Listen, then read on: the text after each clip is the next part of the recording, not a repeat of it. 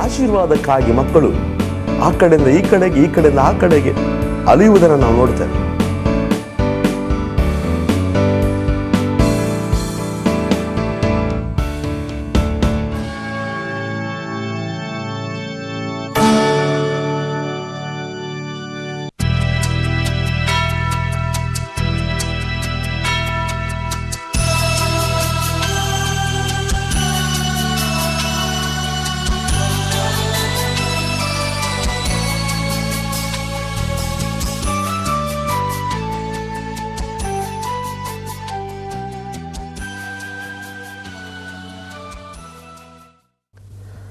ಕ್ರಿಸ್ತನಲ್ಲಿ ನನ್ನ ಪ್ರೀತಿಯ ಸಹೋದರನೇ ಸಹೋದರಿ, ಮತ್ತೊಂದು ಆವರ್ತಿ ಈ ಒಂದು ದೂರದರ್ಶನ ಕಾರ್ಯಕ್ರಮ ಮುಖಾಂತರವಾಗಿ ನಿಮ್ಮ ಮುಂದೆ ಬಂದು ನಿಂತುಕೊಳ್ಳಲು ನನಗೆ ತುಂಬ ಸಂತೋಷವಾಗಿದೆ. ನಿಮ್ಮೆಲ್ಲರನ್ನು ಕೂಡ ನನ್ನ ರಕ್ಷಕನೂ ನನ್ನ ಒಡೆಯನಾದಂಥ ನಜರೇತಿನ ಯೇಸು ಕ್ರಿಸ್ತನ ಹೆಸರಿನಲ್ಲಿ ನಾನು ಸ್ವಾಗತಿಸುತ್ತೇನೆ. ಬನ್ನಿರಿ, ಈ ಒಂದು ಸಂದೇಶವನ್ನು ಕೇಳೋದಕ್ಕೆ ಮುಂಚಿತವಾಗಿ ನಮಗೆ ಆ ಕರ್ತನು ಸಹಾಯ ಮಾಡಲಿ, ಕೇಳಿಸಿಕೊಳ್ಳೋದಕ್ಕೆ ಸಹಾಯ ಮಾಡಲಿ, ಮಾತನಾಡಲಿರುವ ನನಗೂ ಕೂಡ ಆ ಪರಿಶುದ್ಧಾತ್ಮನ ಸಹಾಯ ಮಾಡಲಿ ಎಂಬುದಾಗಿ ನಾವೆಲ್ಲರೂ ಕಣ್ಣುಗಳನ್ನು ಮುಚ್ಚಿ ನಾವು ಪ್ರಾರ್ಥನೆ ಮಾಡಿಕೊಳ್ಳೋಣ. ಸ್ತೋತ್ರ ಕರ್ತನೇ, ಅಪ್ಪ, ಸುಂದರವಾದ ದಿನದಲ್ಲಿ ಕೂಡ ನಿನ್ನ ಮಕ್ಕಳೊಂದಿಗೆ ಮಾತನಾಡಲು ನೀನು ಇಷ್ಟಪಡುವ ದೇವನಾಗಿದೆ. ನಿನ್ನ ಆಶೀರ್ವಾದ ಕುರಿತಾಗಿ ಮಕ್ಕಳೊಂದಿಗೆ ಮಾತನಾಡಲು ಅಪ್ಪ ನೀನು ಇಷ್ಟಪಡುವ ದೇವನಾಗಿದೆ. ಅಪ್ಪ, ನಾನು ಮಾತನಾಡಿದರೆ ವ್ಯರ್ಥ ಸ್ವಾಮಿ, ನೀನು ಮಕ್ಕಳೊಂದಿಗೆ ಮಾತನಾಡಿದರೆ ಲಾಭ ಸ್ವಾಮಿ. ಈ ದಿನದಲ್ಲಿ ಅಪ್ಪ ನಿನ್ನ ಪರಿಶುದ್ಧಾತ್ಮನ ಸಹಾಯದಿಂದ ಮಾತನಾಡಲು ನನಗೆ ಬಲವನ್ನು ಕೊಡು, ಕೇಳಿಸಿಕೊಳ್ಳಲು ಈ ಮಕ್ಕಳಿಗೆ ನಿನ್ನ ಶಕ್ತಿಯನ್ನು ಅನುಗ್ರಹಿಸು. ಸ್ತುತಿ ಘನಮಾನ ಮಹಿಮೆಯನ್ನು ಒಬ್ಬರಿಗೆ ಸಲ್ಲಿಸಿ ನಜರೇತಿನ ಯೇಸು ಕ್ರಿಸ್ತನ ಹೆಸರಿನಲ್ಲಿ ನಾನು ಪ್ರಾರ್ಥಿಸಿಕೊಳ್ಳುತ್ತೇನೆ, ನನ್ನ ಪರಲೋಕದ ಒಳ್ಳೆಯ ತಂದೆಯೇ, ಆಮೆನ್. ಕ್ರಿಸ್ತನಲ್ಲಿ ನನ್ನ ಪ್ರೀತಿಯ ಸಹೋದರನೇ ಸಹೋದರಿ, ಇವತ್ತು ಲೋಕದಲ್ಲಿ ನಾವು ನೋಡ್ತಾ ಇದ್ದೇವೆ, ಆಶೀರ್ವಾದಕ್ಕಾಗಿ ಮಕ್ಕಳು ಆ ಕಡೆಯಿಂದ ಈ ಕಡೆಗೆ, ಈ ಕಡೆಯಿಂದ ಆ ಕಡೆಗೆ ಅಲಿಯುವುದನ್ನು ನಾವು ನೋಡ್ತೇವೆ. ಏನೇನೋ ಅರಿಕೆಗಳನ್ನು ಮಾಡ್ಕೊತಾರೆ, ಮೈಯೆಲ್ಲ ಹೊಡ್ಕೊತಾರೆ, ನ್ಯಾಲ್ಗೆನೆಲ್ಲ ಚುಚ್ಕೊತಾರೆ, ಮೈನೆಲ್ಲ ತೂತು ಮಾಡ್ಕೊತಾರೆ. ಏನಕ್ಕಂದರೆ ನಮ್ಮ ಕುಟುಂಬಕ್ಕೆ ಹೇಗಾದ್ರೂ ಒಂದು ಆಶೀರ್ವಾದ ಬರಲಿ ಎಂಬುದಾಗಿ. ಇಲ್ಲ ನನ್ನ ಪ್ರೀತಿಯ ಸಹೋದರನೇ ಸಹೋದರಿ, ಆಶೀರ್ವಾದವನ್ನು ದೇವರು ಆದಿಯಲ್ಲೇ ನಮಗೆ ಅದನ್ನು ಬಹುಮಾನವಾಗಿ ಕೊಟ್ಟಂಥ ದೇವರಾಗಿದೆ. ಅದನ್ನು ನಾವೇನು ಮಾಡಬೇಕಾಗಿದೆ, ಅದನ್ನು ಎತ್ಕೊಂಡು ಉಪಯೋಗಿಸಿಕೊಳ್ಳುವ ಮಕ್ಕಳಾಗಿ ನಾವಿರಬೇಕಾಗಿದೆ ಪ್ರೇರೆ. ಆಶೀರ್ವಾದ ಈಗಾಗಲೇ ಅದು ನಿಮ್ಮ ಕೈ ಸೇರಿದೆ. ಆಶೀರ್ವಾದ ಇಲ್ಲ ಎಂಬುದಾಗಿ ನೀನು ಹೇಳಬಾರ್ದು. ಆಶೀರ್ವಾದ ಆಲ್ರೆಡಿ ಈಗಾಗಲೇ ನಿನ್ನ ಮನೆಯಲ್ಲಿ ಇದೆ. ಆ ಆಶೀರ್ವಾದವನ್ನು ಹೇಗೆ ನಾವು ಉಪಯೋಗಿಸಿಕೊಳ್ಳಬೇಕು, ಆ ಆಶೀರ್ವಾದವು ಹೇಗೆ ನಮಗೆ ಸಿಗುತ್ತದೆ, ಆ ಆಶೀರ್ವಾದ ಹೇಗೆ ನಾವು ಪಡ್ಕೊಳ್ಳುವುದು ಎಂಬುದಾಗಿ ಇವತ್ತು ನೀವು ಸ್ವಲ್ಪ ಗಮನವಿಟ್ಟು ಕೇಳಿಸಿಕೊಂಡು ಆ ಆಶೀರ್ವಾದದ ನಿಧಿಗಳಾಗಿ ನೀವು ಮಾರ್ಪಡಬೇಕಾಗಿದೆ. ನಿಮ್ಮ ಹತ್ರ ಏನು ಇಲ್ಲದೆ ಹೋದ್ರೂ ಕೂಡ ಪರವಾಗಿಲ್ಲ, ಈ ಲೋಕದ ಚಿನ್ನ ಬೆಳ್ಳಿ ವಜ್ರ ವೈಢೂರ್ಯ ನಿಮ್ಮ ಬಳಿ ಇಲ್ಲದೆ ಹೋದ್ರೂ ಪರವಾಗಿಲ್ಲ, ಆದರೆ ನಿಮ್ಮ ಬಳಿ ಆಶೀರ್ವಾದ ಹೆಚ್ಚಾಗಿರಬೇಕು. ಮತ್ತೊಬ್ಬರನ್ನು ನೀವು ಮನಸ್ಫೂರ್ತಿಯಾಗಿ ಆಶೀರ್ವಾದ ಮಾಡಬೇಕು. ಯೇಸು ಸ್ವಾಮಿ ಕೂಡ ಆತನು ಹೇಳಿದಂಥ ಮಾತು ತನ್ನ ಶಿಷ್ಯರಿಗೆ, ಪ್ರಿಯರೇ, ನೀವು ಎಲ್ಲೆಲ್ಲಿ ಹೋಗ್ತೀರೋ ಆ ಮನೆಯೊಳಗೆ ಹೋದಾಗ ಆ ಕುಟುಂಬಕ್ಕೆ ಆಶೀರ್ವಾದವಾಗಲಿ ಎಂಬುದಾಗಿ ಹೇಳ್ರಿ ಎಂಬುದಾಗಿ. ಆ ಆಶೀರ್ವಾದಕ್ಕೆ ಪಾತ್ರನು ಅಥವಾ ಯೋಗ್ಯನು ಆ ಮನೆಯಲ್ಲಿ ಇರುವುದಾದರೆ ಆ ಆಶೀರ್ವಾದ ಅವರ ಮೇಲೆ ತಂಗುತ್ತದೆ, ಇಲ್ಲವಾದರೆ ಆ ಆಶೀರ್ವಾದ ನಿಮಗೆ ಹಿಂದಿರುಗಿ ಬರುತ್ತದೆ ಎಂಬುದಾಗಿ ಸ್ವತಃ ಯೇಸು ಸ್ವಾಮಿ ಹೇಳಿದಂಥ ದೇವನಾಗಿದೆ. ಇಲ್ಲಿ ಕೂಡ ನಾವು ನೋಡ್ತೇವೆ, ದೇವರು ಆದಿಯಲ್ಲಿ ಆದಾಮ ಏವಳರನ್ನು ಉಂಟು ಮಾಡಿ ಅವರಿಗೆ ಬೇಕಾದ ಎಲ್ಲವನ್ನ ಆತನು ಸಿದ್ಧ ಮಾಡಿ ಅದನ್ನು ಕೊಡೋದಕ್ಕೆ ಮುಂಚಿತವಾಗಿ ಆತನು ಅವರನ್ನು ಆಶೀರ್ವಾದ ಮಾಡಿದನೆಂಬುದಾಗಿ ನಾವು ನೋಡ್ತೇವೆ ಪ್ರೇರೆ. ಏನಂತ ಆಶೀರ್ವಾದ ಮಾಡಿದನೆಂಬುದಾಗಿ ಬೈಬಲ್ ನಮಗೆ ಹೇಳುತ್ತದೆ. ಆದಿಕಾಂಡ ಪುಸ್ತಕ 1ನೇ ಅಧ್ಯಾಯ 28ನೇ ವಚನ, ಇದಲ್ಲದೆ ದೇವರು ಅವರನ್ನು ಆಶೀರ್ವದಿಸಿ. ನೋಡಿದ್ರಾ ದೇವರು ಹೇಗೆ ಪ್ರಾರಂಭ ಮಾಡ್ತಾ ಇದ್ದಾರೆ ನೋಡಿ. ನಮ್ಮ ವಿಷಯದಲ್ಲಿ ದೇವರು ಹೇಗೆ ಪ್ರಾರಂಭ ಮಾಡ್ತಾರೆ ನೋಡಿ. ದೇವರು ಏನು ಮಾಡಿದಂತೆ ಅವರನ್ನು ಆಶೀರ್ವದಿಸಿ. ಆದಾಮೇವಳರು ಅವತ್ತು ದೇವರು ನಮಗೆ ಫಸ್ಟ್ ಥಿಂಗ್ ನಮ್ಮನ್ನು ಬೈದಿಲ್ಲ, ನಮ್ಮನ್ನು ಶಪಿಸಿಲ್ಲ, ನಮ್ಮನ್ನು ಹೀಯಾಳಿಸಿಲ್ಲ. ಅವ್ರು ಏನು ಮಾಡಿದ್ರಂತೆ, ಆಶೀರ್ವದಿಸಿದ್ರಂತೆ. ಏನಂತ ಆಶೀರ್ವಾದ ಮಾಡಿದ್ರಂತೆ, ನಾನು ಓದ್ತೀನಿ ಕೇಳಿಸ್ಕೊಳ್ಳಿ. ನೀವು ಬಹು ಸಂತಾನವುಳ್ಳವರಾಗಿ, ಅಂದರೆ ಎಲ್ಲಿ ನಮಗೆ ಆಶೀರ್ವಾದ ಪ್ರಾರಂಭ, ನಮ್ಮ ಸಂತಾನ ಅಂದರೆ ನಮ್ಮ ಮಕ್ಕಳು, ನಮ್ಮ ಮಕ್ಕಳ ಮುಖಾಂತರವಾಗಿ ಆಶೀರ್ವಾದ ಆರಂಭ. ನೋಡಿ, ದೇವರು ಬೇರೇನೇ ಹೇಳ್ಬೋದಾಗಿತ್ತಲ್ವಾ, ಅವ್ರು ಯಾಕೆ ಸಂತಾನ ಎಂಬುದಾಗಲಿ ಸಂತಾನವನ್ನು ಸೂಚಿಸಿದರು ಅಂದರೆ ಆ ಸಂತಾನವು ಎಲ್ಲಿಂದ ಬರುವಂಥದ್ದಾಗಿದೆ, ಅದು ಪರಲೋಕದಿಂದ ಬರುವಂಥದ್ದಾಗಿದೆ ಎಂಬುದಾಗಿ ಕೀರ್ತನೆಗಾರನು ಸ್ಪಷ್ಟವಾಗಿ ನಮಗೆ ಹೇಳುವಂಥವನಾಗಿದ್ದಾನೆ ಪ್ರಿಯರೇ. ನೋಡಿ, ಇವತ್ತು ಅನೇಕ ಕುಟುಂಬಗಳಲ್ಲಿ ಗಂಡು ಮಗನೇ ಬೇಕು ಅಂತ ಯೋಚನೆ ಮಾಡ್ತಾರೆ. ಹೆಣ್ಣು ಮಗು ಹುಟ್ಟಿದ್ರೆ ಏನೋ ದರಿದ್ರ ಬಂದ್ಬಿಟ್ಟಂಗೆ ಮನೆಯಲ್ಲಿ. ಇಲ್ಲ ನನ್ನ ಪ್ರೀತಿಯ ಸಹೋದರಿ, ಅದು ಯಾವ ಮಗುವಾಗಿರಲಿ, ಅದು ಯಾವ ಸಂತಾನವಾಗಿರಲಿ, ಅದು ಗಂಡಾಗಿರಲಿ ಅಥವಾ ಅದು ಹೆಣ್ಣಾಗಿರಲಿ, ಅದು ನಿನ್ನ ಕುಟುಂಬಕ್ಕೆ ಆಶೀರ್ವಾದ. ದೇವರು ಮೊಟ್ಟ ಮೊದಲ ವಚನ ಹೇಳಿದ್ದು ನೀನು ಬಹು ಸಂತಾನವುಳ್ಳವರಾಗಿರಿ ಎಂಬುದಾಗಿ. ಹೌದು, ಸಂತಾನ, ನಮ್ಮ ಮನೆಯಲ್ಲಿರುವ ಮಕ್ಕಳು ನಮಗೆ ಆಶೀರ್ವಾದ. ಅವರು ನಮಗೆ ಮಧ್ಯದಲ್ಲಿ ಬೆಳೆಯುತ್ತಾ ಬೆಳೆಯುತ್ತಾ ಬೆಳೆಯುತ್ತಾ ಅವರು ನಮಗೆ ಆಶೀರ್ವಾದವಾಗಿ ಮಾರ್ಪಡುವಂಥವರಾಗಿದ್ದಾರೆ. ಯಾಕೆಂದರೆ ಅವರ ಮನುಷ್ಯರನ್ನ, ಆ ಮಕ್ಕಳನ್ನ ನೀನು ನಾನು ಉಂಟು ಮಾಡಲು ಸಾಧ್ಯವಿಲ್ಲ. ಅದೇನಿದ್ದರೂ ಪರಲೋಕದ ದೇವನಿಂದ ಕಳಿಸಲ್ಪಡಬೇಕಾಗಿದೆ ನನ್ನ ಪ್ರೀತಿಯ ಸಹೋದರಿ. ಇವತ್ತು ಅದು ಹೆಣ್ಣಾಗಿರಲಿ, ಅದು ಗಂಡಾಗಿರಲಿ. ಇವತ್ತು ನೀವು ನೋಡ್ಬೋದು, ಅನೇಕ ಹೆಣ್ಣು ಮಕ್ಕಳನ್ನು ತಗೊಂಡೋಗಿ ತಿಪ್ಪೆಯಲ್ಲಿ ಬಿಸಾಕೋದನ್ನು ನೀವು ನೋಡ್ತಾ ಇರ್ಬೋದು. ಟಿವಿನ ನಾವು ನೋಡ್ತಾ ಇದ್ದೀವಿ. ಪ್ರಿಯರಿ, ಇವತ್ತು ನಿನ್ನ ಮನೆಯಲ್ಲಿ 3 ಜನ ಹೆಣ್ಮಕ್ಳು ಇರ್ಬೋದು, ನೀನು ಭಯಪಡಬೇಡ. ನಿನ್ನ ಮನೆಯಲ್ಲಿ 4 ಜನ ಹೆಣ್ಮಕ್ಳು ಇರೋದು, ಭಯಪಡಬೇಡ. ಆ ಹೆಣ್ಣು ಮಕ್ಕಳ ಮುಖಾಂತರವಾಗಿ ನಿನ್ನ ಕುಟುಂಬಕ್ಕೆ ದೇವನು ಒಂದು ಆಶೀರ್ವಾದವನ್ನು ಇಟ್ಟಂತ ದೇವನಾಗಿದ್ದಾನೆ ನನ್ನ ಪ್ರೀತಿಯ ಸಹೋದರಿ. ಆ ಹೆಣ್ಣು ಮಕ್ಕಳು ಎಂಬುದಾಗಿ ಅವರನ್ನು ನೀನು ಒಂದು ಅವಹೇಳನ ರೀತಿಯಲ್ಲಿ ನೋಡಬೇಡ. ಯಾಕೆಂದರೆ ಆರಂಭದಲ್ಲಿ ದೇವರು ಹೇಳಿದರೆ ನೀವು ಬಹು ಸಂತಾನವುಳ್ಳವರಾಗಿ ಹೆಚ್ಚಿರಿ ಎಂಬುದಾಗಿ. ಸಂತಾನವು ನಮಗೆ ಒಂದು ಆಶೀರ್ವಾದ, ನಮ್ಮ ಮಕ್ಕಳು ನಮಗೆ ಆಶೀರ್ವಾದ. ಆವಾಗ ನೀವು ಹೇಳಬಾರ್ದು, ಅಯ್ಯೋ ನನಗೆ ಈ ಮಗು ಹುಟ್ಟದಾಗಿಂದನೇ ಆಶೀರ್ವಾದ, ಅಯ್ಯೋ ನನಗೆ ಈ ಮಗು ಹುಟ್ಟದಾಗಿಂದನೇ ದರಿದ್ರ, ಅಯ್ಯೋ ಈ ಮಗು ಹುಟ್ಟದಾಗಿಂದನೇ ನನ್ನ ಬಿಸ್ನೆಸ್ ಎಲ್ಲ ಲಾಸು. ಇದೆಲ್ಲ ಸುಳ್ಳು. ನೀವು ಕಳೆದ ಸಂದೇಶದಲ್ಲಿ ಕೂಡ ಕೇಳಿರ್ಬೋದು, ನಿಮ್ಮ ದೇವರ ಸಂಬಂಧ ಸರಿಯಾಗಿಲ್ಲ, ಆ ಸಂಬಂಧ ಸರಿಯಾಗಿಲ್ಲ ತಗೊಂಡ್ಬಂದ್ಬಿಟ್ಟು ಮಕ್ಕಳ ಮೇಲೆ ಗೂಬೆ ಕೂರಿಸ್ತೀರ. ಮಕ್ಕಳನ್ನ ಗೂಬೆ, ಕತ್ತೆ, ನಾಯಿ, ಅದಕ್ಕೆ ಅವ್ರು ಕತ್ತೆ, ನಾಯಿ, ಗೂಬೆಗಳ ಥರನೇ ಇದ್ದಾರೆ. ಆಶೀರ್ವಾದ ಇನ್ನೆಲ್ಲಿ ಬರ್ತಿದೆ? ಕತ್ತೆ ಹತ್ರ ಆಶೀರ್ವಾದ ಬರ್ತಿದೆ, ಕತ್ತೆ ಹತ್ರ ಆಶೀರ್ವಾದ ಬರಲ್ಲ. ನಾಯಿ ಹತ್ರ ಆಶೀರ್ವಾದ ಬರ್ತಿದೆ, ನಾಯಿ ಏನಿದ್ರು ಮನೆಯಿಂದ ಆಚೆ, ನಾಯಿ ಹತ್ರ ಆಶೀರ್ವಾದ ಬರಲ್ಲ. ಮಕ್ಕಳ ಮುಖಾಂತರವಾಗಿ ನಿನ್ನ ಮನೆಯಲ್ಲಿ ಆಶೀರ್ವಾದ. ಯಾಕೆಂದರೆ ದೇವರು ಮೊಟ್ಟ ಮೊದಲಾಗಿ ಆದಾಮ ಎವಳರನ್ನು ಉಂಟು ಮಾಡಿ ಅವರಿಗೆ ಮಾಡಿದ್ದು ಆಶೀರ್ವಾದ. ಏನು ಆಶೀರ್ವಾದ? ಬಹು ಸಂತಾನವುಳ್ಳವರಾಗಿ ಹೆಚ್ಚಿರುವುದಾಗಿ. ಮಕ್ಕಳ ಮುಖಾಂತರವಾಗಿ ನಮಗೆ ಆಶೀರ್ವಾದ ನನ್ನ ಪ್ರೀತಿಯ ಸಹೋದರಿ. ಅಷ್ಟು ಮಾತ್ರವಲ್ಲ, ನಾವು ಸತ್ಯವೇದದಲ್ಲಿ ಹಾಗೆ ಮುಂದುವರಿಸಿ ನೋಡೋದಾದ್ರೆ ಅನೇಕ ವಿಷಯಗಳನ್ನು ನೀವು ನೋಡ್ಬೋದು.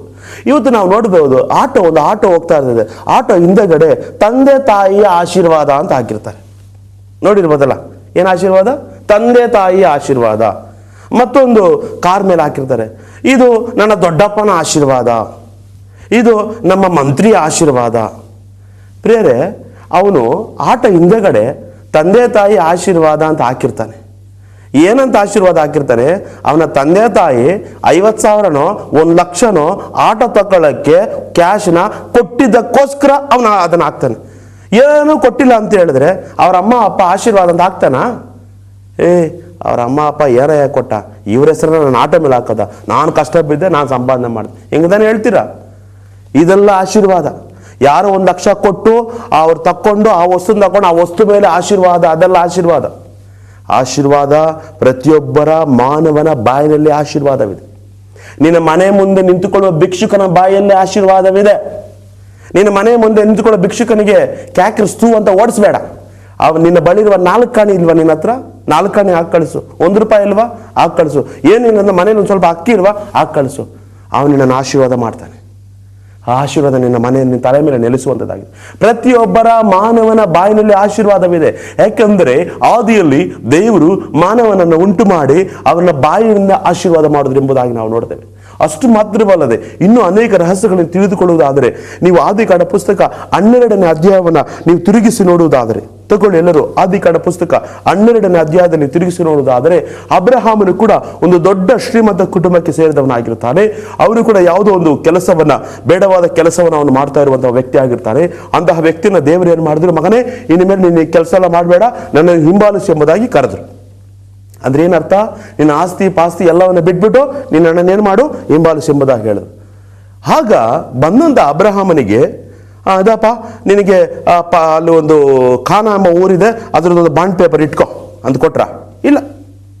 ಅಂದ್ರೆ ಈ ಕಡೆ ಒಂದು ಸೈಟ್ ಇದೆ, ಅದ್ರದ್ದು ಒಂದು 100 ಎಕರೆಯಿಂದ ಇದೊಂದು ಜಮೀನ್ ಪೇಪರ್ ಇಟ್ಕೊಂಡು ಕೊಟ್ರ? ಇಲ್ಲ. ಏನಂತ ಹೇಳಿದ್ರು? ಅವರ ಬಾಯಿನೊಳಗೆ ಸತ್ಯವೇದ ಹೇಳ್ತಾ ಇದೆ, ನಾನು ನಿನ್ನನ್ನ ದೊಡ್ಡ ಜನಾಂಗವಾಗುವಂತೆ. ನೋಡಿದ್ರ, ಇಲ್ಲಿ ಕೂಡ ದೇವರು ಪ್ರಾರಂಭ ಮಾಡೋದು ಎಲ್ಲಿಂದ? ಜನಾಂಗ ಅಂದ್ರೆ ನಿನ್ನ ಮಕ್ಕಳಿಂದನೇ ಪ್ರಾರಂಭ. ನೋಡಿದ್ರ, ಮಕ್ಕಳು ನಮ್ಮ ಕುಟುಂಬಕ್ಕೆ, ಅದು ಹೆಣ್ಣಾಗಿರಲಿ ಅದು ಗಂಡಾಗಿರಲಿ, ಗಂಡೇ ನಿನ್ನ ತಲೆ ಮೇಲೆ ತಂದು ಮೂಟೆ ದುಡ್ಡಿಡ್ತಾನ, ಕಟ್ಟಿಡ್ತಾನ? ಏನಿಲ್ಲ. ನಾನು ನಮ್ಮ ಅಪ್ಪ ಅಮ್ಮನಿಗೆ ಏನು ಇಟ್ಟಿಲ್ಲ, ಜೈಲಿಗೆ ಹೋದೆ ನಾನು. ಅದರಿಂದ ಯಾವ ಮಕ್ಕಳು ಹುಟ್ಟಿದ್ರು ಕೂಡ ಅವರನ್ನ ಆಶೀರ್ವಾದ ಅಂತ ನೀನು ಬೆಳೆಸುವುದಾದರೆ ನಿಜವಾಗಿ ಅವರ ಮುಖಾಂತರ ನಿನಗೆ ಆಶೀರ್ವಾದ ಬರುವಂಥದ್ದಾಗಿದೆ. ನನ್ನ ಪ್ರೀತಿಯ ಸಹೋದರನೇ ಸಹೋದರಿ, ಸತ್ಯವೇದ ಹೇಳ್ತಾ ಇದ್ರು ನೋಡಿ, ಅವನು ದೇವರವನ್ನ ಕರೆದ್ರು, ಅವನಿಗೆ ಏನಂತ ಹೇಳ್ತಾ ಇದ್ರೆ, ನಾನು ನಿನ್ನನ್ನು ದೊಡ್ಡ ಜನಾಂಗವಾಗುವಂತೆ ಮಾಡಿ ಆಶೀರ್ವದಿಸಿ ನಿನ್ನ ಹೆಸರನ್ನ ಪ್ರಖ್ಯಾತಿಗೆ ತರ್ತೇನೆ. ನಮ್ಮ ಹೆಸರನ್ನ ಪ್ರಖ್ಯಾತಿಗೆ ತರಬೇಕಾದ್ರೆ ಯಾರು ಗೊತ್ತಾ? ದೇವರು ನಮ್ಮನ್ನು ಆಶೀರ್ವಾದ ಮಾಡಿದ್ರೆ ಮಾತ್ರನೇ ನಮ್ಮ ಹೆಸರು ಫೇಮಸ್. ಇವತ್ತು ಹಂಗೆಲ್ಲ ಏನಿಲ್ಲ. ಇವತ್ತು ಒಂದು 1000 ಕೋಟಿ ಅವನ ಜಾಬಲ್ಲಿದ್ರೆ ಅವನು ಫೇಮಸ್, ಕರೆಕ್ಟಾ? ಇಲ್ಲ ಅಂದ್ರೆ ಅವನು ಬಿಕಾರಿ, ಅವನ ಹೆಸರು ಯಾರಿಗೂ ಗೊತ್ತಿರಲ್ಲ. ಆದ್ರೆ ಇಲ್ಲಿ ಬೈಬಲ್ ಹಂಗೆ ಹೇಳ್ತಾ ಇಲ್ಲ. ದೇವರಿಂದ ಕರೆಸಿಕೊಂಡಂತ ಅಬ್ರಹಾಮನು ಫೇಮಸ್ ಆದ. ಇವತ್ತು ಎಷ್ಟು ಜನಗಳಿಗೆ ಗೊತ್ತಾ ಅವನ ಮೂಲ ತಂದೆ? ಜನಗಳಿಗೂ ಕೂಡ ಅಬ್ರಹಾಮನೇ ಮೂಲ ತಂದೆ. ಅವನ ಹೆಸರನ್ನ ಅಷ್ಟು ಪ್ರಖ್ಯಾತಿ ಪಡಿಸ್ತಾ. ಅವನು ದೊಡ್ಡ ಕಂಪನಿ ಇಟ್ಕೊಂಡಿದ್ದಿಲ್ಲ. ಅವನು ಸಾಮಾನ್ಯ ನಮ್ಮ ರೀತಿಯ ದೇವರು ಅವನ್ನ ಕರೆದ್ರು, ಅವನಿಗೆ ದೇವರ ಆಶೀರ್ವಾದ ಕೊಟ್ಟರು. ಕೈನಲ್ಲಿ ಬಾಂಡ್ ಪೇಪರ್ ಕೈನಲ್ಲಿ ಕೊಟ್ಟಿಲ್ಲ. ಇವತ್ತು ಆಟೋ ತಗೊಳ್ಳೋಕೆ ನಿಮ್ಮ ತಂದೆ ತಾಯಿ 1 ಲಕ್ಷ ಕೊಟ್ಟರಲ್ಲ, ಅವ್ನು 1 ಲಕ್ಷ ದೇವ್ರು ಕೊಟ್ಟಿಲ್ಲ. ಬಾಯಿಂದ ದೇವರು ಅವನ ಆಶೀರ್ವಾದ ಮಾಡಿದ್ರು. ಇವತ್ತು ನಿಮ್ಮ ಅಮ್ಮ ನಿಮ್ಮ ಅಪ್ಪ ಏನಾದ್ರೆ ಬಾಯಿಂದ ಆಶೀರ್ವಾದ ಮಾಡಿದೆ, ನಿನ್ನ ಆಶೀರ್ವಾದ ಯಾವನು ಬೇಕು ಹೋಗು ಅಂತ ಹೇಳ್ತೀರಾ? ಹಂಗಲ್ಲ, ಆಶೀರ್ವಾದ ನೀವು ಪಡ್ಕೊಳ್ಬೇಕು. ಅಂತ ಒಂದು ಆಶೀರ್ವಾದ ಪಡ್ಕೊಳ್ಳೋಕ್ಕೆ ಬೈಬಲಲ್ಲಿ ಎಷ್ಟೋ ವಂಚನೆಗಳು ನಡೆದು ಬಿಟ್ಟಿದೆ ಅಂತೆ. ಮೋಸ ಮಾಡಿ ಆಶೀರ್ವಾದ ಪಡ್ಕೊಂಡಿದ್ದಾರಂತೆ. ಇವತ್ತಿನ ದಿನ ಹೆಂಗೆ ನಮ್ಮ ಅಮ್ಮ ಅಪ್ಪ ಆಸ್ತಿನ ಹೊಡ್ಕೊಳೋದು ಅಂತ ಮಕ್ಕಳು ಪ್ಲಾನ್ ಮಾಡ್ತಾ ಇರ್ತಾರೆ. ಆದರೆ ಆದಿ ನೀವು ಬೈಬಲ್ ಓದಿ ನೋಡುವುದಾದರೆ ಎಲ್ಲ ನೀನು ಯಾವ ಕ್ರೈಸ್ತನಾಗಿರೋ ಅಥವಾ ಯಾವ ಸಹೋದರನಾಗಿರೋ ಎಲ್ಲರಿಗೂ ಹೇಳ್ತಾ ಇದ್ದೀನಿ, ಈ ಕಾಲದಲ್ಲಿ ಹಂಗೆ ಪ್ಲಾನ್ ಮಾಡೋದು. ಯಾವತ್ತು ನಮ್ಮ ಅಪ್ಪ ಹೋಗ್ತಾನೋ ಅವನ ಹೆಸರು ಅವನ ಜಮೀನನ್ನ ನನ್ನ ಹೆಸರಿಗೆ ಬರ್ತಿದ್ದೋ, ನಾನು ಯಾವಾಗ ಮಜವಾಗಿರ್ಬೇಕಂತ ಆ ಥರ ಆಶೀರ್ವಾದ ಎದುರು ನೋಡ್ತಾ ಇದ್ದೆ. ಆದರೆ ಬೈಬಲ್ ಇರುವ ಆಶೀರ್ವಾದ ಆ ರೀತಿಯಾದ ಆಶೀರ್ವಾದ ಅಲ್ಲ. ತಂದೆ ತಾಯಿಗಳ ಬಾಯಿಂದ ಏನಾದರೂ ಆಶೀರ್ವಾದ ಬರ್ದಿದ್ದ ಅಂತ ಅವ್ರು ಕಾಯ್ತಾ ಇದ್ರು. ಅಲ್ಲೆಲ್ಲೂಯ್ಯ. ಇದು ನಾವು ಅದರ ಎದುರು ನೋಡ್ತೀವ? ನಮ್ಮ ಅಮ್ಮ ನಮ್ಮ ಅಪ್ಪ ಚೆನ್ನಾಗಿ ಒಂದು ಬಂಗಲೆ, ಒಂದು 10 ಎಕರೆ ಜಮೀನು, ಒಂದು ತೋಟ ಎಲ್ಲ ಇಟ್ಟಿದ್ರೆ, ಅಯ್ಯೋ ನಮ್ಮ ಅಮ್ಮ ನಮ್ಮ ಅಪ್ಪ ನನಗೆ ಒಳ್ಳೆ ಆಶೀರ್ವಾದವಾಗಿ ಇಟ್ಟಿದ್ದಾರೆ ಅಂತ ಹೇಳ್ತೀಯ. ಏನು ಇಲ್ದಿರ ನಿಮ್ಮ ಅಮ್ಮ ನಿಮ್ಮ ಅಪ್ಪ ಕೂಲಿ ಮಾಡಿ ನಾಲಿ ಮಾಡಿ ನನ್ನ ಸಾಕಿದ್ರಿ ಅಂತ ಹೇಳ್ತೀಯ. ಅಯ್ಯ ನನ್ನ ಮಗ ಏನಕ್ಕೆ ಹೋಗ್ರಿ ರೀ, ಏನು ಆಶೀರ್ವಾದ ಅವನಿಂದ ಅಂತ ಹೇಳ್ತೀರಿಲ್ವಾ? ಹೇಳ್ಬಾರ್ದು. ಅವರ ಬಾಯಿಂದ ಬರುವಂಥ ಆಶೀರ್ವಾದವನ್ನ ನೀನು ಪಡ್ಕೊಳ್ಳುವುದಾದರೆ ನಿನ್ನ ಜೀವನದಲ್ಲಿ ಮೇಲಕ್ಕೆ ಮೇಲಕ್ಕೆ ಮೇಲಕ್ಕೆ ಹೋಗುವಂಥ ಮಗನಾಗಿ ಮಗಳಾಗಿ ನೀನು ಮಾರ್ಪಡ್ತೀಯ. ನೀನು ಯಾವುದೇ ಕೆಲಸ ಮಾಡು, ನಿಮ್ಮ ಅಪ್ಪ ಅಮ್ಮ ಮುಂದೆ ಮೊಣಕಾಲ ಇದು ತಲೆಬಾಗು, ಅವ್ರನ್ನ ಮನಸ್ಫೂರ್ತಿಯಾಗಿ ಆಶೀರ್ವಾದ ಮಾಡಿ. ಆ ಆಶೀರ್ವಾದ ನಿನ್ನನ್ನು ದೊಡ್ಡ ಶ್ರೀಮಂತನಾಗಿ ಮಾಡದೆ ಹೋದರೆ, ಇವತ್ತು ನಾನು ಇನ್ಮೇಲೆ ಸತ್ಯವೇದ ಹಿಡಿಯೋದು ನಾನು ಬಿಟ್ಬಿಡ್ತೀನಿ. ಯಾಕಂದರೆ ಸತ್ಯವೇದ ಹೇಳ್ತಾ ಇದೆ, ಅದನ್ನು ಹೇಳ್ತಾ ಇದೆ. ಯಾರೊಬ್ಬರು ಕೂಡ ಬೈಬಲಲ್ಲಿ ಯಾರೊಬ್ಬರಿಗೆ ಆಸ್ತಿ ಕೊಡಲಿಲ್ಲ, ಬಾಯಿಂದ ಆಶೀರ್ವಾದ ಮಾಡಿದ್ರು. ಅದೇ ರೀತಿಯಲ್ಲಿ ಇವತ್ತು ಕೂಡ ದೇವರು ಹೇಳ್ತಾರೆ, ಏನಂತ ಹೇಳ್ತಾರೆ ಗೊತ್ತಾ? ನೀನು ಆಶೀರ್ವಾದ ನಿಧಿ ಆಗುವೆ. ಅಂದರೆ ನಾವೊಬ್ಬೊಬ್ಬರು ಕೂಡ ಏನಾಗಿದ್ದೇವೆ? ಆಶೀರ್ವಾದದ ನಿಧಿ. ನಮ್ಮ ಹತ್ರ ಚಿನ್ನ ಇಲ್ಲದೆ ಇರ್ಬೋದು, ಬೆಳ್ಳಿ ಇಲ್ಲದೆ ಇರ್ಬೋದು, ಬಂಗಾರ ಇಲ್ಲದೆ ಇರ್ಬೋದು, ಆದರೆ ಮತ್ತೊಬ್ಬರನ್ನ ಆಶೀರ್ವಾದ ಮಾಡುವ ಮನಸ್ಸು ನಾಲಿಗೆ ನಮ್ಮ ಹತ್ರ ಇರಬೇಕು. ಆಶೀರ್ವಾದ ಮಾಡೋದಕ್ಕೆ ಹೊಟ್ಟೆ ಕಿಚ್ಚು ಪಡ್ತೀವ ಇಲ್ವೋ? ಅದು ಪಡಬಾರ್ದು. ನಿಮ್ಮ ಹತ್ರ ಆಶೀರ್ವಾದವಿದೆ. ನಿಮ್ಮ ಮಕ್ಕಳನ್ನ ಮನಸ್ಫೂರ್ತಿಯಾಗಿ ಆಶೀರ್ವಾದ ಮಾಡಿ, ನಿಮ್ಮ ಅಳಿಯನನ್ನ ಮನಸ್ಫೂರ್ತಿಯಾಗಿ ಆಶೀರ್ವಾದ ಮಾಡಿ, ನಿಮ್ಮ ಬಂಧು ಬಳಗದವನ್ನ ಮನಸ್ಫೂರ್ತಿಯಾಗಿ ಆಶೀರ್ವಾದ ಮಾಡಿ. ಇವತ್ತು ಏನಾದರೂ ಸಣ್ಣ ಹುಡುಗರು ಏನಾದರೂ ಸಾಮಾನ್ಯವಾಗಿ ಅಮ್ಮ ವಯಸ್ಸಾದವರಿಗೆ ಅಮ್ಮ ದೇವರನ್ನ ಆಶೀರ್ವಾದ ಮಾಡಲಿ ಅಂತ ಹೇಳಿದ್ರೆ, ವಯಸ್ಸಾದವ್ರು ಏನಂತ ಹೇಳ್ತಾರೆ ಗೊತ್ತಾ ನಿಮಗೆ? ಓಹೋ, ನಮ್ಮನ್ನು ಆಶೀರ್ವಾದ ಮಾಡೋಷ್ಟು ದೊಡ್ಡವರಾಗ್ಬಿಟ್ಟಿದ್ದೀರ ನೀವು ಅಂತ ಕೇಳ್ತೀರ. ಅಮ್ಮ ತಾಯಂದ್ರ, ದಯವಿಟ್ಟು ಅಣ್ಣಂದ್ರ, ತಂದೆಯಂದಿರ ಆ ಮಾತನ್ನು ವಾಪಸ್ ತಗೊಂಬಿಡಿ, ಕೇಳಬೇಡಿ. ಮಕ್ಕಳ ಬಾಯಿಂದ ಕೂಡ ಬಂದರೆ ಆ ಮಾತನ್ನು ಮನಸ್ಸಲ್ಲಿ ಕೃತಜ್ಞತೆ ಉಳ್ಳವರಾಗಿರಿ. ಯಾಕಂದರೆ ಬ್ಲೆಸ್ಸಿಂಗ್, ಆಶೀರ್ವಾದ ಯಾರ ಬಾಯಿಂದ ಕೂಡ ಬರಬಹುದು. ಯಾಕಂದರೆ ಎಲ್ಲರ ಬಾಯಿನಲ್ಲಿ ಕೂಡ ಜೀವ ಮರಣ ಇದೆ ಎಂಬುದಾಗಿ ನಾನು ಹೇಳ್ತಾ ಇಲ್ಲ, ಬೈಬಲ್ ಹೇಳ್ತಾ ಇದೆ. ನಿನ್ನ ಬಾಯಿನಲ್ಲಿ ಏನು ಹೇಳ್ತೀಯೋ ಅದು ನಡೆಯುವ ಶಕ್ತಿ ನಿನ್ನ ಬಾಯಿನಲ್ಲಿ ಇದೆ. ಅದರಿಂದ ದೇವರು ಕೂಡ ಯಾವುದೇ ಬಾಂಡ್ ಪೇಪರು ಅಬ್ರಹಾಮನಿಗೆ ಕೊಡಲಿಲ್ಲ, ಬಾಯಿಂದನೇ ಅವನನ್ನು ಆಶೀರ್ವಾದ ಮಾಡಿದ್ರು. ಪ್ರತಿಯೊಬ್ಬರ ಜೀವನದಲ್ಲಿ ಬಾಯಿನಲ್ಲಿ ಏನಿದೆ ಅಂತೆ? ಆಶೀರ್ವಾದವಿದೆ. ಇವತ್ತು ಕೂಡ ನಾವು ನೋಡ್ತೇವೆ, ಏನಂತ ನಾವು ನೋಡ್ತೇವೆ, ಈ ಸತ್ಯವೇದದಲ್ಲಿ ಒಬ್ಬ ಮನುಷ್ಯ ಇರ್ತಾನೆ, ಅವನ ಹೆಸರು ಯಾಕೋಬ ಎಂಬುದಾಗಿ. ಯಾಕೋಬ ಅಂದರೆ ಅರ್ಥ ಮೋಸಗಾರ ಎಂಬುದಾಗಿ. ನೀವು ನೆನೆಸ್ಕೊಂಡಂಗೆ ಅವ್ರ ಮನೆಯ ಆಸ್ತಿನೆಲ್ಲ, ಪತ್ರಗಳ ಜಮೀನುಗಳನ್ನೆಲ್ಲ, ಚಿನ್ನ ಬೆಳ್ಳಿನೆಲ್ಲ ಒತ್ಕೊಂಡು ಹೋಗ್ಬಿಟ್ಟು ಅಂತ ನೆನೆಸ್ಕೊಬೇಡಿ. ಅವನು ಯಾವ ರೀತಿಯಲ್ಲಿ ಮೋಸ ಮಾಡಿದನಂತೆ ಸತ್ಯವೇದ ಹೇಳ್ತಿದೆ ನೋಡಿ. ಆದಿಕಾಂಡ ಪುಸ್ತಕ 27ನೇ ಅಧ್ಯಾಯದಲ್ಲಿ ನೀವು ಓದಿ ನೋಡುವುದಾದರೆ, ಅವರ ತಂದೆ ಈಸಾಕನಿಗೆ ಸ್ವಲ್ಪ ಕಣ್ಣು ಕಾಣಿಸ್ತಾ ಇದ್ದಿಲ್ಲ. ಆಗ ಈಸಾಕ ಏನು ಮಾಡಿದಂತೆ, ಅವರ ದೊಡ್ಡ ಮಗನಿಗೆ ಏಸಾವನಿಗೆ, ಅಪ್ಪ ಮಗನೇ, ನಾನು ನಿನ್ನನ್ನು ಇವಾಗ ಆಶೀರ್ವಾದ ಮಾಡ್ತೇನೆ, ನನಗೆ ಒಳ್ಳೆ ಊಟ ತಯಾರು ಮಾಡ್ಕೊಂಬ ಅಂತ ಹೇಳಿ ಕಳಿಸಿದ್ರು. ಈ ಮಾತನ್ನ ಯಾಕೋಬ ಕೇಳಿಸ್ಕೊಂಬೇಟ. ಯಾಕೋಬ ಕೇಳಿಸ್ಕೊಂಡು ಏನು ಮಾಡ್ದ, ಅಯ್ಯೋ ನಮ್ಮ ಅಣ್ಣನಿಗೆ ಆಶೀರ್ವಾದ ಹೊರಟೋಗ್ತೈತಲ್ಲ ಅಂತೇಳಿ ಅಣ್ಣ ಬೇಟಾಡೋದಕ್ಕೆ ಕಾಡಿಗೆ ಹೋಗಿದ್ನಂತೆ. ಕಾಡಿಗೆ ಹೋಗಿ ಬರೋದ್ರೊಳಗೆ ಇವನೇನು ಮಾಡಿದಂತೆ, ಮನೇಲಿರೋ ಒಂದು ಕುರಿನ ಕತ್ತರಿಸಿ ಫಸ್ಟ್ ಕ್ಲಾಸಾಗಿ ಒಂದು ಬಿರಿಯಾನಿ ಮಾಡಿ, ಅಪ್ಪ ಇದು ನಾನು ಬಂದಿದ್ದೇನೆ, ನೀನು ದೊಡ್ಡ ಮಗ ಆಶೀರ್ವಾದ ಮಾಡು ಅಂದಂತೆ. ನೀವು ನೆನ್ಸ್ಕೊಂಡ್ರೆ ಹಂಗೆ ಅವ್ರ ಅಪ್ಪ ತಲೆದಿಮ್ ಕೆಳಗಡೆ ಚಿನ್ನ ಬೆಳ್ಳಿ ವಜ್ರ ವೈಡರ್ ಇಟ್ಕೊಂಡಿದ್ದಂತ ನೀವು ನೆನ್ಸ್ಕೊಂಬೇಡ್ರಿ. ಅಂತ ಆಶೀರ್ವಾದವಲ್ಲ, ಏನಿಲ್ಲ. ಅವರಪ್ಪ ಬಾಯಲ್ಲಿ ಬರುವಂತಹ ಮಾತಿನ ಆಶೀರ್ವಾದಕ್ಕಾಗಿ ಅವನು ಎದುರು ನೋಡಿದಂತೆ. ನನ್ನ ಪ್ರೀತಿಯ ಸಹೋದರನೇ ಸಹೋದರಿ, ಇವತ್ತು ನೀನು ಯಾವುದಕ್ಕಾಗಿ ಎದುರು ನೋಡ್ತಾ ಇದೆಯಾ? ಏನಾದರೂ ಇಟ್ಟಿದ್ರೆ ಮಾತ್ರ ಅಲ್ಲ. ಇವತ್ತು ಬಂದು ಯಾರೋ ಮನೇಲಿ ನೀನು ಬಂದು ಸೇರ್ಕೊಂಡಿರ್ತೀಯ. ಯಾಕೆ ಸೇರ್ಕೊಂಡಿರ್ತೀಯ? ಯಾಕಂದ್ರೆ ಅವ್ರಿಗೆ ಮಕ್ಕಳಿಲ್ಲ, ಅವ್ರ ಮನೆಯೊಳಗೆ ನಾನೇ ಮಗನಾಗಿರ್ತೀನಿ ಅಂತ ಡ್ರಾಮಾ ಗೀಮಾ ಮಾಡ್ತಾ ಇದೆಯಾ? ಎಚ್ಚರಿಕೆ ಆಗಿರೋ, ಡ್ರಾಮಾ ಮಾಡಬೇಡ. ಆ ಅಳಿದುಗೋ ಆಸ್ತಿಗಾಗಿ ನೀನು ಆಸೆ ಪಡಬೇಡ. ಆ ಆಸ್ತಿ ದೇವರಿಂದ ಬರಬೇಕು. ಅದೇ ನಿನಗೆ ಶಾಶ್ವತ, ಅದೇ ನಿನಗೆ ಶಾಶ್ವತ, ಅದೇ ನಿನಗೆ ನಿರಂತರ. ಬೈಬಲಲ್ಲಿ ಯಾರೊಬ್ಬರಿಗೂ ಕೂಡ ಒಬ್ಬರಿಗೊಬ್ಬರಿಗೆ ಕೋಟಿ ಕೋಟಿ ಯಾರಿಗೂ ಕೊಡಲಿಲ್ಲ. ತನ್ನಿಂದ ತಾನಾಗಿ ಕರ್ತನೇ ಅವರಿಗೆ ಒಂದೊಂದು ವಿಷಯದಲ್ಲಿ ಅವರನ್ನ ಆಶೀರ್ವಾದ ಮಾಡಿದ್ರು. ಅಬ್ರಹಾಮ ಅವನ ಮಗನಾದ ಈಸಾಕನಿಗೆ ₹1 ಕೈನಲ್ಲಿ ಕೊಡಲಿಲ್ಲ.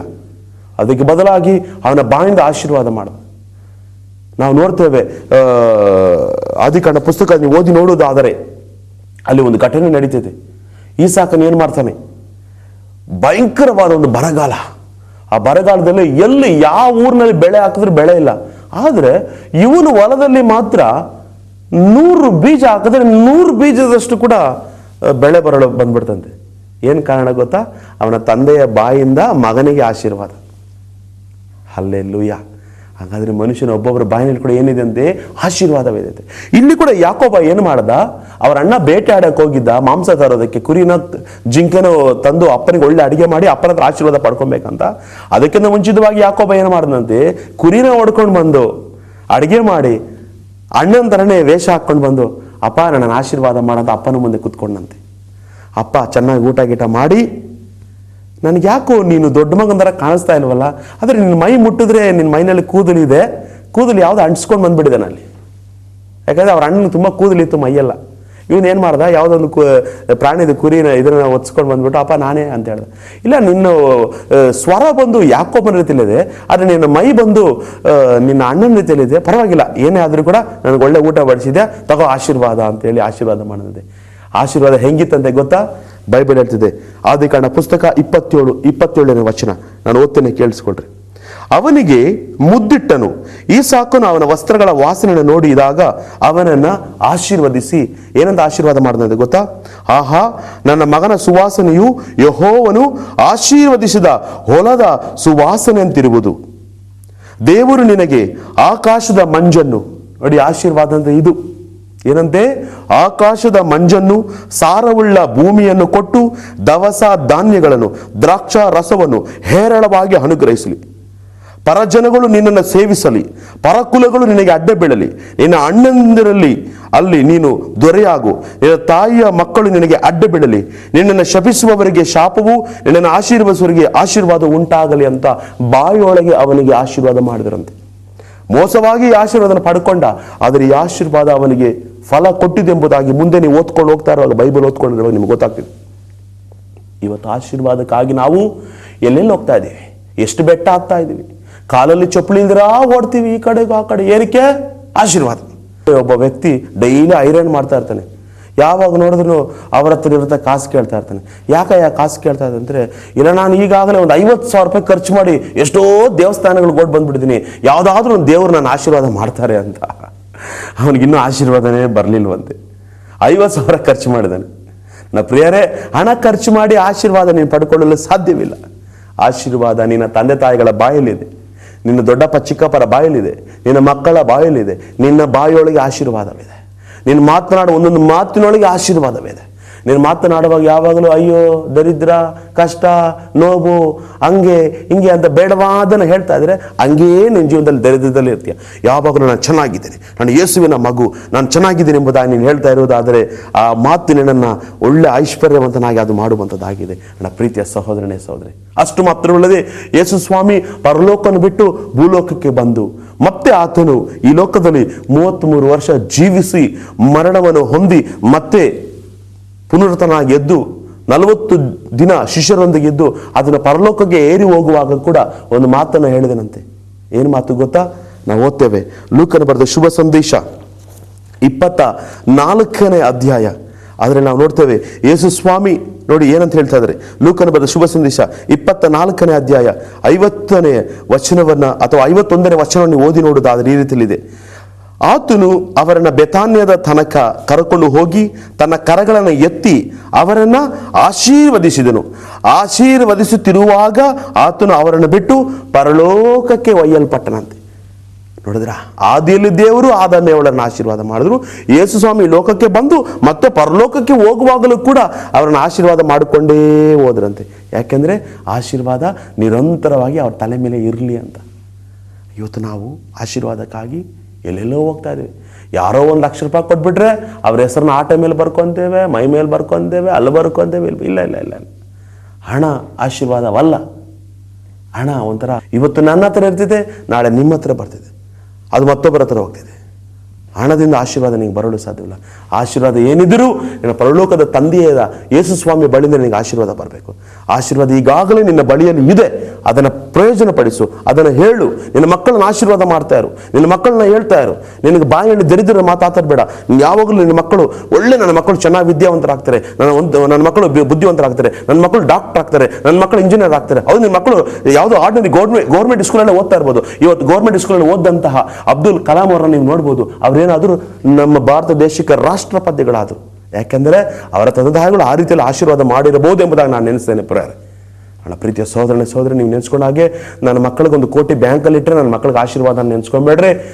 ನಿಮ್ಮೊಬ್ಬೊಬ್ಬರಿಗೂ ದೇವನ ಆಶೀರ್ವಾದ ಇಲ್ದಿರ ನೀವು ಮಕ್ಕಳನ್ನು ಆಶೀರ್ವಾದ ಮಾಡಿದಿರಾ, ನಿಮ್ಮ ಮಕ್ಕಳಿಗೆ ಆಶೀರ್ವಾದ ಬರಲು ಸಾಧ್ಯವೇ ಇಲ್ಲ ಪ್ರಿಯರೇ. ಆದ್ದರಿಂದ ನಿನ್ನ ಮಕ್ಕಳು ರಾತ್ರಿ ಹೊತ್ತು ಮಲಗುವಾಗ ಅವರ ಮಕ್ಕಳ ಮೇಲೆ ತಲೆ ಮೇಲೆ ಕೈ ಇಟ್ಟು ಅವ್ರನ್ನ ಆಶೀರ್ವಾದ ಮಾಡು. ಅವ್ರ ಶಾಲೆಗೆ ಹೋಗುವಾಗ ಅವ್ರ ತಲೆ ಮೇಲೆ ಕೈ ಇಟ್ಟು ಪ್ರಾರ್ಥನೆ ಮಾಡು, ಆಶೀರ್ವಾದ ಮಾಡಿ ಕಳಿಸು. ನೀವು ಕೆಲಸಕ್ಕೆ ಹೋಗುವಾಗ ಎಲ್ಲ ಸಮಯಗಳಲ್ಲಿ ಕೂಡ ಮಕ್ಕಳೇ ನೀವು ಕೂಡ ನೀವು ಇಂಟರ್ವ್ಯೂಗೆ ಹೋಗುವಾಗ, ನೀವು ಕೆಲಸಕ್ಕೆ ಹೋಗುವಾಗ, ನಿಮ್ಮ ಮನೇಲಿ ನಿಮ್ಮ ತಂದೆ ಇದ್ದರೆ, ಹಿರಿಯರಿದ್ದರೆ ಅವರ ಬಳಿ ಆಶೀರ್ವಾದ ಪಡ್ಕೊಂಡು ಹೋಗಿ. ಅದು ನಿಮ್ಮನ್ನು ಉನ್ನತ ಸ್ಥಿತಿಗೆ ತೆಗೆದುಕೊಂಡು ಹೋಗುವಂಥದ್ದಾಗಿದೆ. ದೇವರು ನಿಮ್ಮೊಬ್ಬರನ್ನ ಆಶೀರ್ವಾದ ಮಾಡಿ. ಬನ್ನಿರಿ ನಾವು ಕಣ್ಣುಗಳ ಮುಚ್ಚಿನ ಪ್ರಾರ್ಥನೆ ಮಾಡಿಕೊಳ್ಳೋಣ. ನಮ್ಮನ್ನು ಬಹಳವಾಗಿ ಪ್ರೀತಿಸುವಂಥ ಯೇಸು ಸ್ವಾಮಿ, ಆಶೀರ್ವಾದವನ್ನು ಈಗಾಗಲೇ ನಮ್ಮ ಮೇಲೆ ನೀವು ಸುರಿಸಿದ್ದೀರ. ಆ ಆಶೀರ್ವಾದವನ್ನು ಪ್ರಯೋಜನ ಪಡಿಸಿಕೊಳ್ಳದೆ ಅದನ್ನು ತುಕ್ಕು ಹಿಡಿಯುವಂತೆ ಮಾಡಿದಂಥ ನಮ್ಮನ್ನು ಕ್ಷಮಿಸಿ ಇನ್ನು ಮುಂದೆ ಈ ಆಶೀರ್ವಾದವನ್ನು ಪ್ರಯೋಜನ ಪಡಿಸಿಕೊಳ್ಳಲು ನಮಗೆ ಸಹಾಯ ನೀವು ಮಾಡಬೇಕೆಂದು ನನ್ನ ರಕ್ಷಕರು, ನನ್ನ ಒಡೆಯನೂ ಆದಂಥ ನಜರೇತಿನ ಯೇಸು ಕ್ರಿಸ್ತನ ಹೆಸರಿನಲ್ಲಿ ನಾನು ಪ್ರಾರ್ಥನೆ ಮಾಡಿಕೊಳ್ತೇನೆ. ನನ್ನ ಪರಲೋಕದ ಒಳ್ಳೆಯ ತಂದೆಯೇ, ಆಮೇನ್.